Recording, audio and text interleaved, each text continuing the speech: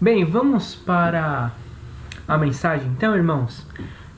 E antes de eu iniciar a nossa explanação aqui, eu gostaria que você pausasse esse vídeo, ok?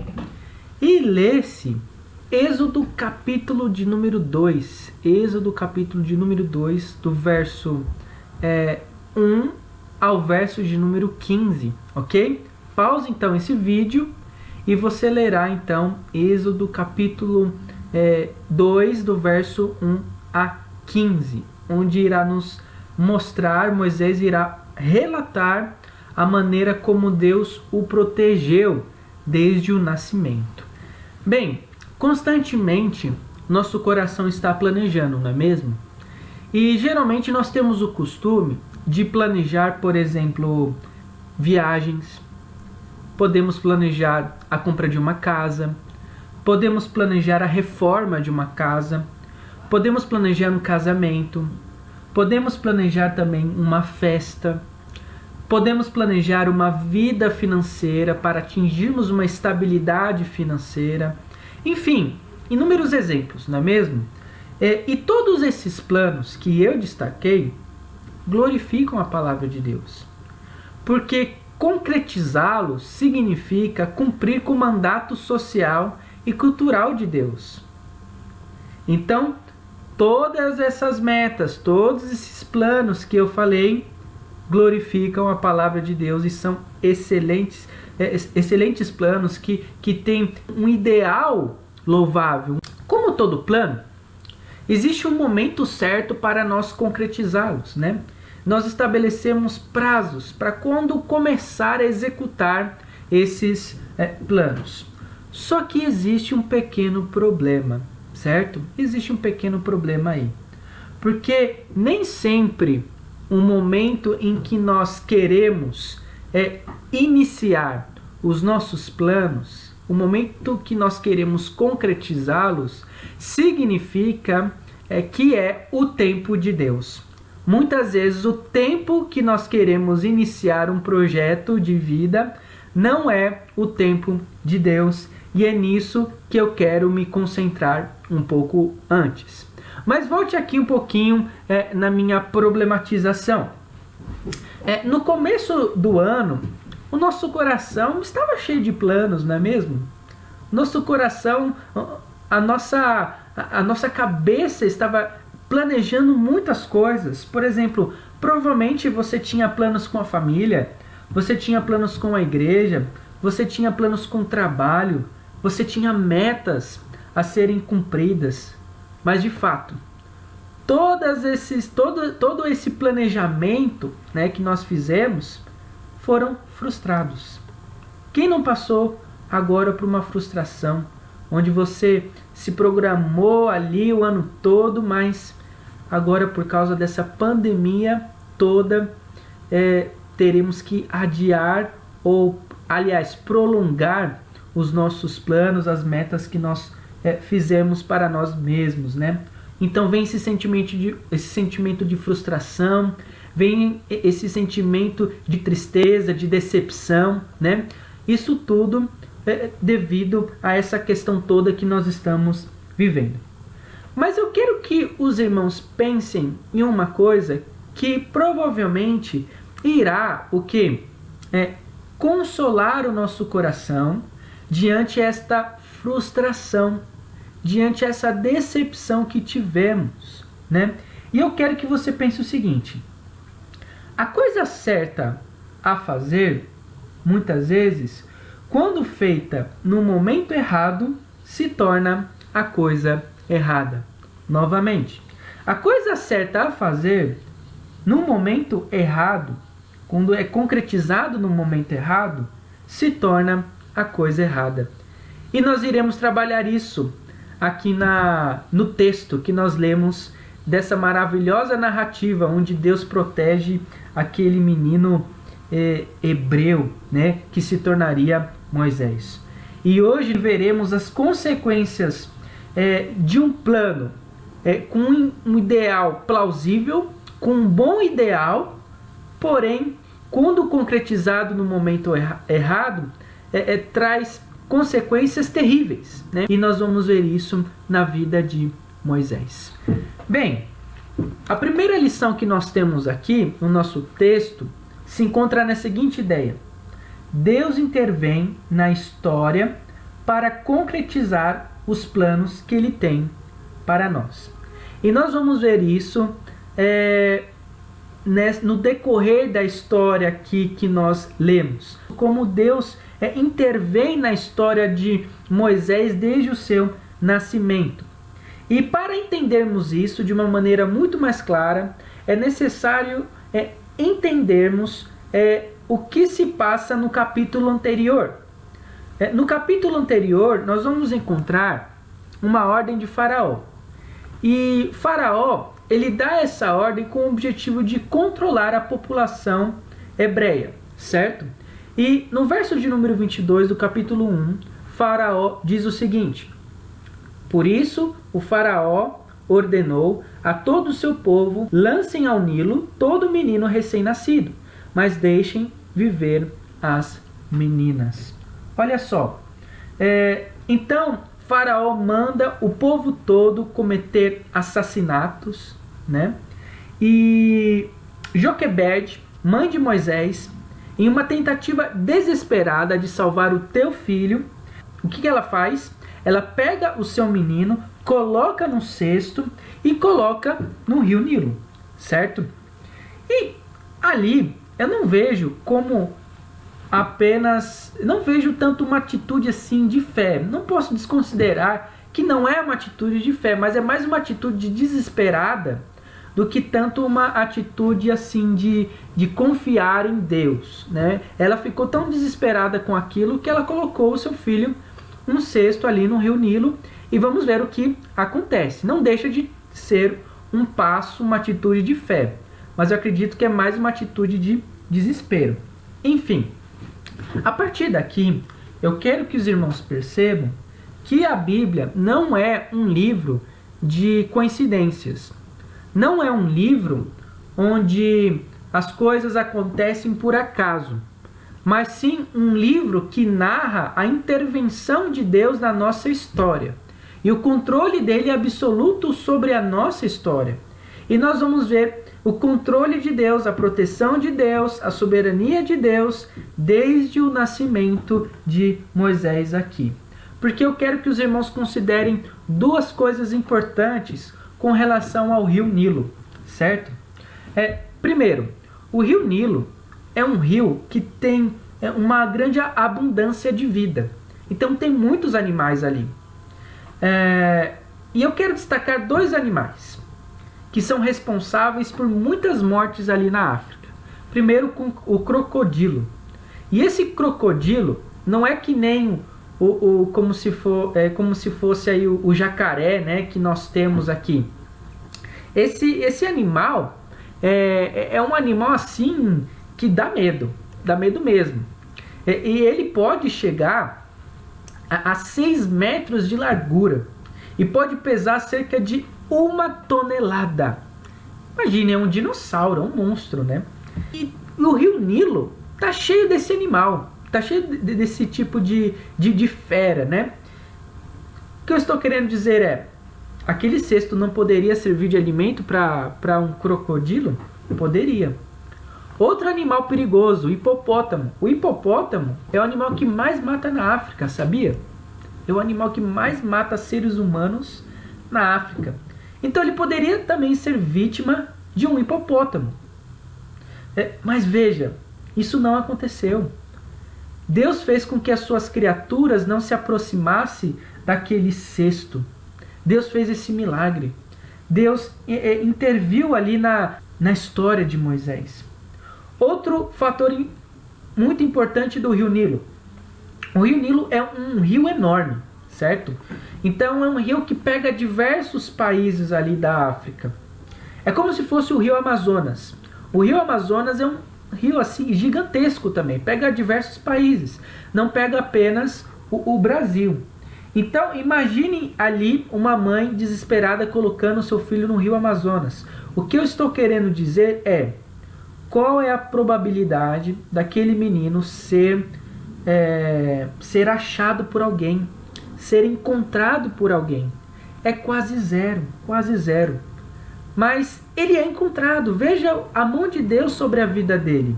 Ele é encontrado pela filha de Faraó. Ele não é encontrado por qualquer pessoa. Ele é encontrado pela filha de Faraó. E veja, um outro aspecto importante para entendermos do texto. A filha de Faraó sabia muito bem do decreto do seu pai. Porque no verso de número 22 do capítulo 1, Faraó ordena ao povo. Ele não ordena a apenas os soldados, né? Ali no filme Príncipe do Egito, da Disney, um filme excelente, né? Eles poupam desses detalhes. Parece que a ordem era apenas para os soldados. Não era apenas para os soldados, era para o povo. A situação era bem pior ainda, né? Então a filha de Faraó sabia do decreto do seu pai. E desobedecer Faraó não era apenas desobedecer a um mero pai ou a um mero cidadão aqui na terra. Tipo, ele é rei, mas dá para ser um pouco rebelde aqui, né? Não, desobedecer Faraó significava desobedecer o decreto de um Deus. Porque Faraó era cultuado como um Deus. Ele era compreendido pelos egípcios, pelo povo egípcio, como se fosse um Deus aqui na terra.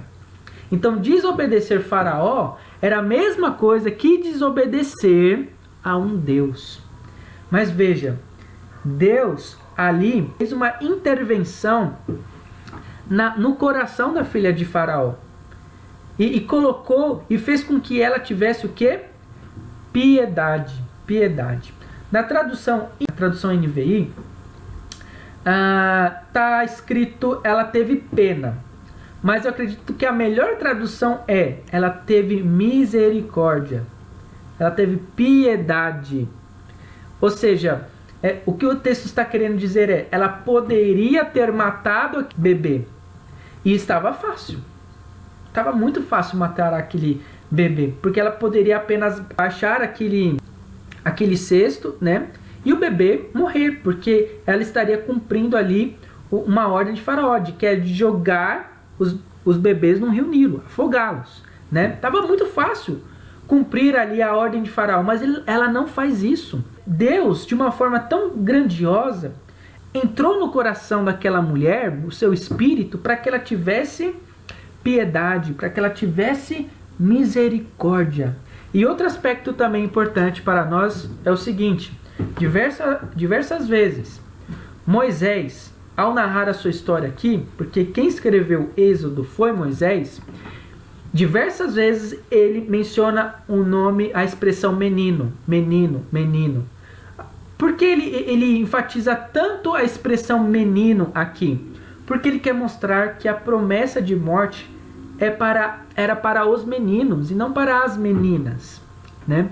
Ele era prometido de morte, era para ele morrer, ou pelos animais, ou pelos egípcios. Mas Deus o protege. Então perceba aí Deus agindo na história de Moisés.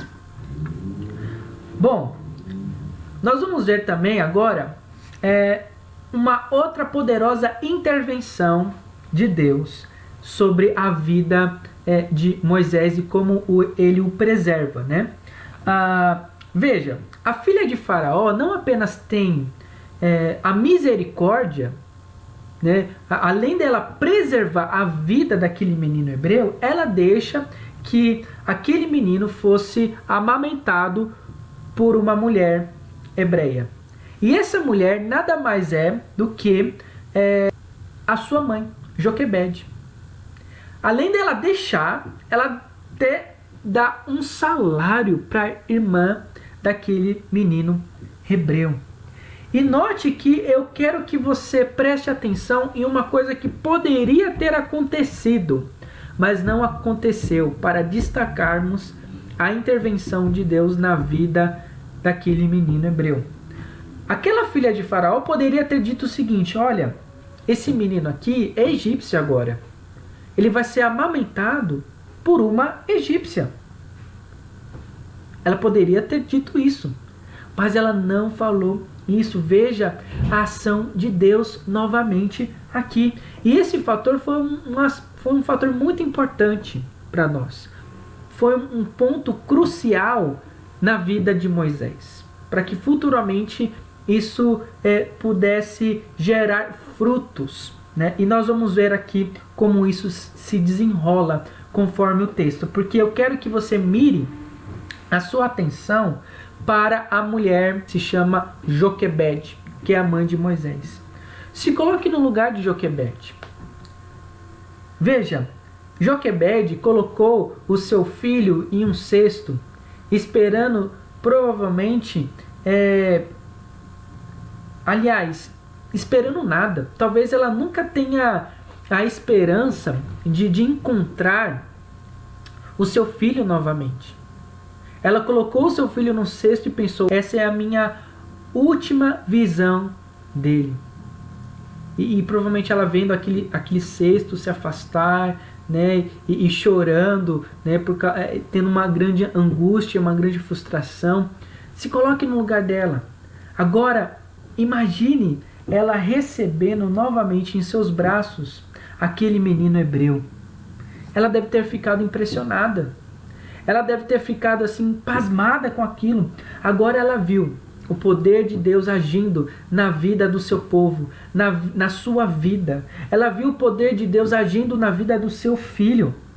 E certamente ela contou isso para o seu filho no decorrer dos primeiros momentos da infância que ele teve com ela. E provavelmente ela ensinou isso para ele. Mostrou como Deus o guiou, como Deus o protegeu, como Deus o guardou no meio dessa tempestade toda. E é um fator muito importante, o fato dele ter sido criado como um hebreu, né, nos primeiros momentos da infância, porque cientificamente falando, tudo que nós aprendemos após os 6 anos de idade se torna secundário na nossa vida. Então, tudo que aprendemos até os 6 anos de idade se torna primário em nossa vida. O que eu estou querendo dizer é, antes de Moisés aprender sobre a cultura egípcia, ele aprendeu sobre a cultura hebraica. Ele aprendeu sobre a cultura do seu povo. Ele aprendeu sobre o Deus dos hebreus. Ele aprendeu sobre a língua hebraica. Ou seja, ele assumiu uma identidade hebraica antes de ter uma identidade egípcia. E isso foi um fator crucial, porque antes de Moisés aprender a odiar os hebreus, ele aprendeu a amá-los. E isso é um aspecto muito interessante. Bem, enfim, a lição que nós podemos tirar nesse primeiro momento é o seguinte: perceba como Deus intervém na nossa história. Perceba como Deus pode agir nas nossas vidas. Perceba que o seguinte: Deus tem planos para todas as áreas da sua vida. Deus tem planos na sua área profissional, Deus tem planos na sua área familiar, Deus tem planos na sua área religiosa, com a igreja, né? Deus tem planos para os seus filhos, Deus tem planos para o seu casamento e por aí vai. E perceba que Deus pode intervir na natureza e no coração até de pessoas que não são crentes, para que os seus planos possam ser concretizados em sua existência, em sua vida. Então eu quero que você perceba o seguinte: descanse na palavra de Deus nesse aspecto. Descanse nele. Saiba que ele está no controle.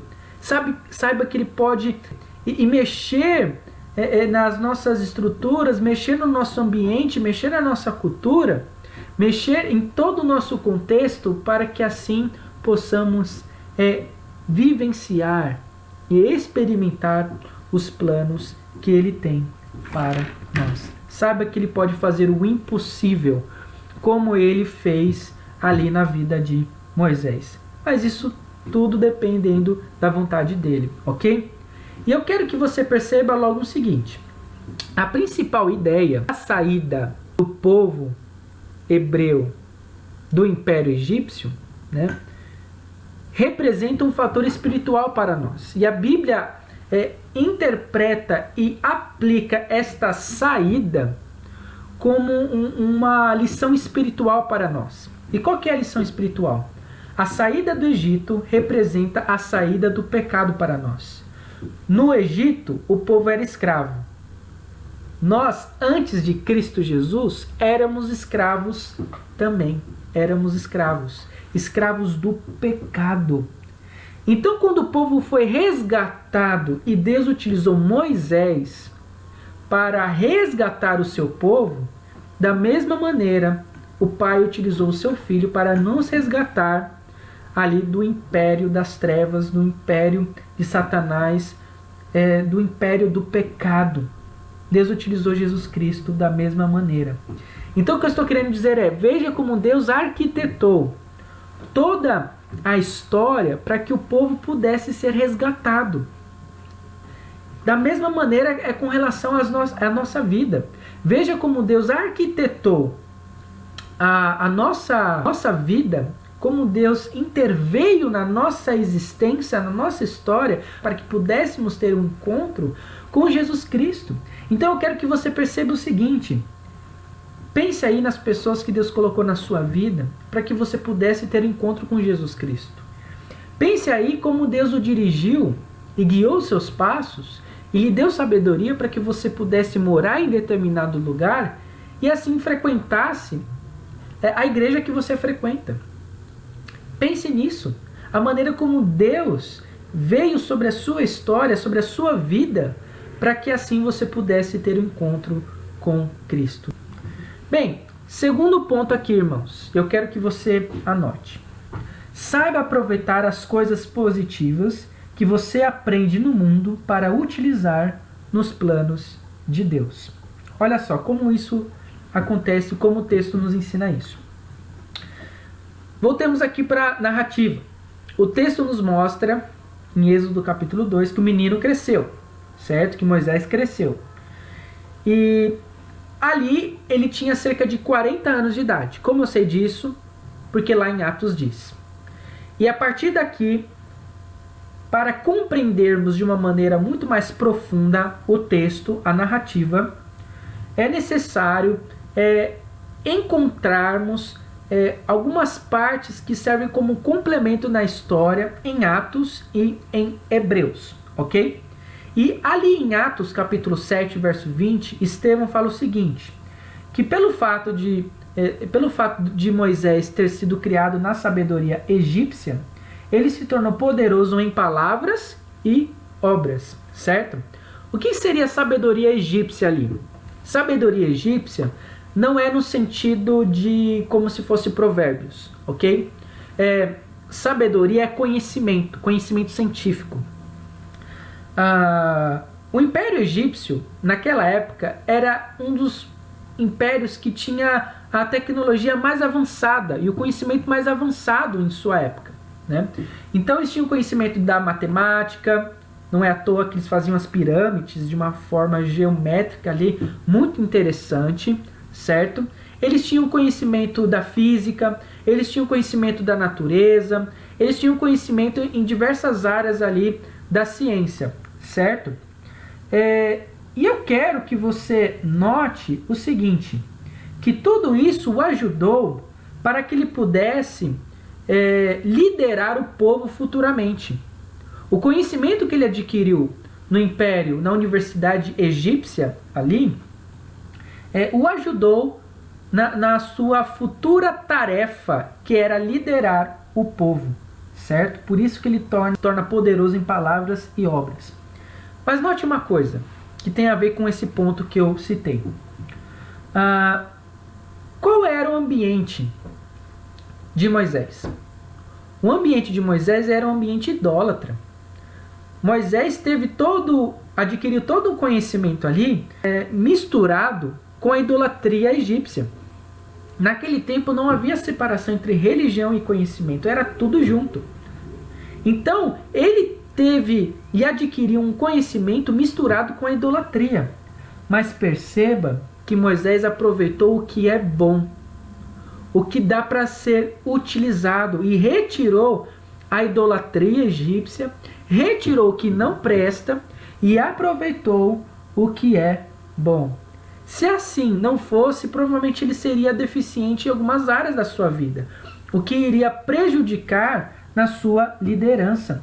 Veja como Deus também arquiteta isso e planeja isso em sua vida também.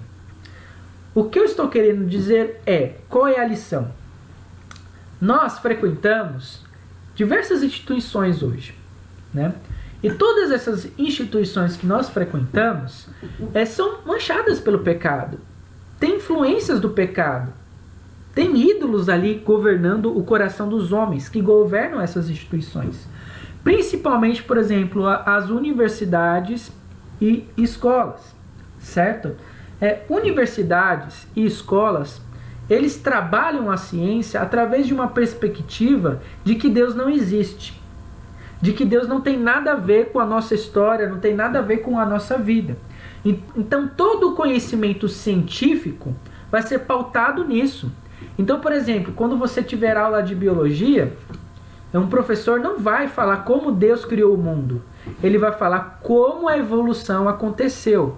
Não foi Deus que criou, foi uma explosão que aconteceu no mundo, na Terra, e por isso que a coisa veio a surgir, certo? Colocam Deus de lado. Aí você pensa, você acha que eu vou frequentar universidades, escola, empresas, ou qualquer tipo de curso que coloca Deus de lado? Sai fora, eu vou me isolar. Tem muitos cristãos que agem desta maneira. Mas veja, Moisés não agiu dessa maneira. Estevão não diz que por causa da sabedoria que ele aprendeu dos egípcios, ele se tornou deficiente em obras e palavras. Ao contrário, ele se tornou poderoso. Então, o que eu estou querendo dizer aproveite o que é bom. Aproveite o que o mundo te ensina e utilize na obra de Deus. Retire o que não presta, retire o que não dá para aproveitar e saiba utilizar para a obra de Deus. Saiba utilizar para os planos de Deus. Então, se você tem conhecimento na economia, aproveite esse conhecimento que você obteve de professores que não são cristãos para ajudar a sua igreja. Se você teve conhecimento na área do direito, aproveite esse conhecimento na área do direito para ajudar irmãos que estão ali, que estão na sua comunidade de fé. Se você é músico, aproveite as técnicas que você aprendeu de músicas seculares, né? De homens que não são crentes, de mulheres que não são crentes, para melhorar o louvor na igreja. Aproveite o que é bom. Essa foi a atitude de Moisés. Ele aproveitou o que é bom e tirou o que não é bom. Então, irmãos, muito importante aí. Saiba aproveitar as coisas positivas que você aprende no mundo para utilizar nos planos de Deus. Terceira e última lição. Seus planos ou os planos de Deus. Essa última lição carrega então o título da nossa mensagem. Bem, de acordo com o texto, Moisés cresce em toda a sabedoria egípcia, né, como nós trabalhamos, e com 40 anos de idade, ele vai lá visitar o trabalho dos seus irmãos hebreus. E ali ele percebe que o trabalho era muito pesado. E ele se depara com uma situação. Ele vê um dos seus irmãos ser espancado por um egípcio, provavelmente por um soldado, certo? E aqui nós vamos ver o que se passa no coração de Moisés quando ele vê essa cena. E Estevão, inspirado pelo Espírito Santo, vai nos mostrar o que se passava dentro da sua mente, né? Qual era o seu plano ao matar aquele egípcio, conforme o texto aí. E Estevão nos diz o seguinte: ele pensava que seus irmãos compreenderiam que Deus o estava usando para salvá-los, mas eles não o compreenderam. Veja que Moisés, ele não mata aquele soldado porque ele ficou indignado, apenas porque ele ficou ali, bateu o senso de justiça nele, né? Então ele matou aquele egípcio. Ele não faz isso apenas para satisfazer uma justiça ali, mas sim porque ele achava que ele já estava sendo utilizado por Deus para começar o processo de resgate do povo. Aquela cena, com aquele momento, a revolução iria ser iniciada e o povo iria agora se rebelar junto com ele, e aí iria começar uma guerra entre egípcios e hebreus, e eles seriam libertados, né? E dentro do seu coração, né, a ideia em si de libertar o povo é uma ideia plausível, é uma ideia que glorifica a Deus, porque de fato não foi isso que aconteceu. Deus utilizou Moisés para que ele pudesse libertar o seu povo. O ideal estava certo. Da mesma forma com relação a nós. Temos planos e os ideais destes planos são louváveis, glorificam a Deus. Porém, Moisés aqui nós temos que entender que ele estava sendo sincero, mas errado. Ele estava sendo sincero, mas errado. O plano em si é bom, mas foi concretizado no momento errado e da maneira como ele quis. Da maneira como ele quis. Por isso que deu muito errado o que ele tentou fazer. Tanto que no dia seguinte ele se depara com uma outra situação. Ele tenta ali apaziguar uma briga entre dois hebreus. Qual é a resposta? Qual é a reação daqueles hebreus? A resposta deles foi o seguinte: por acaso você vai nos matar como matou o egípcio? E quem te nomeou juiz entre nós? Ou seja, quem é você para intrometer aqui, para se intrometer nos nossos negócios, nos nossos problemas? Quem é você? Veja que provavelmente essa reação assustou Moisés. Não deu certo o seu plano, porque foi concretizado no momento errado. Além dele ter ganhado um inimigo, que era os egípcios, porque ali o texto nos mostra que Faraó descobriu, então, esse acontecimento, ficou furioso e procurou matá-lo. Ele ganhou os egípcios como inimigos e também o seu povo, o povo hebreu. Ele ganha 2 inimigos. Veja as consequências terríveis que de fato aconteceram aqui, porque ele concretizou um plano com o ideal certo, mas no momento errado. Bem, gente, o que isso nos mostra? Se seus planos não forem concretizados neste ano, significa que não é da vontade de Deus. E se por acaso você está com o coração do tipo, eu não aceito isso e eu vou fazer isso de qualquer forma, mesmo com toda essa quarentena, talvez você colherá frutos amargos. Você viverá consequências terríveis em sua vida. Porque neste momento Deus quer que você pare os seus planos. Deus quer que eu repense os meus planos. Que eu reveja a minha vida. Entenda que a prioridade da minha existência não são os meus planos, mas os planos dele. Então Deus está mudando a nossa agenda. Então, uma coisa muito preciosa: peça sabedoria para Deus. Em Tiago nos diz que quando nós pedimos sabedoria, Deus dá de uma maneira muito prazerosa. Deus dá sabedoria, porque é um pedido de humildade, né? Representa humildade. E a sabedoria habita também na multidão de conselheiros, como a palavra de Deus nos mostra. Então, se você não sabe o que fazer, se você tem planos e não sabe o que fazer, peça orientação para as pessoas da sua igreja, para os seus familiares, para as pessoas que você tem amizade e que são cristãos. A sabedoria habita na multidão de conselheiros. E principalmente, Rogue a Deus para que Ele te ajude a saber o momento certo em que você deve começar e iniciar os seus planos. É algo que Deus tem trabalhado no meu coração, é algo que Deus tem trabalhado em minha vida. Um momento certo para eu poder concretizar os planos que eu tenho para a minha existência. E nisso tudo, eu gostaria de exaltar uma questão. Nós estamos vendo aqui um aspecto muito importante da característica de Deus, que é a sua soberania. 2 pastores já, na mídia social, já divulgaram que tudo isso que está acontecendo não faz parte dos planos de Deus.